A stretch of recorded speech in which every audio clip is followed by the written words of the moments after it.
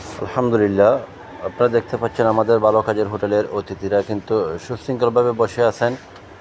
আমাদের খাবারের গাড়ি আসার পরে কিন্তু আমাদের যে খাবার পরিবেশন করা হবে সেটার প্রসেসিং চলতেছে। আমাদের সহযোদ্ধারা কাজ চালিয়ে যাচ্ছেন।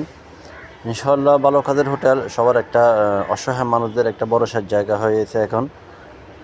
বাংলাদেশের কয়েকটি স্থানে কিন্তু আমাদের এই ভালো কাজের হোটেলের কার্যক্রমগুলো চলে। হয়তো এটা কোনো নামি দামি হোটেলের খাবার নয়, কিন্তু এই খাবারটা অসহায় ছিন্নমূল মানুষদের ভরসার একটি জায়গা, মুখের হাসির কারণ হয়েছে। ইনশাল্লাহ এগুলো সব কিছু হয়েছে শুধুমাত্র আল্লাহর রহমত এবং আপনাদের একান্ত ভালোবাসায়। তো আমরা চেষ্টা করলে আসলে ভালোতে ভরে উঠবে আমাদের এই দেশ।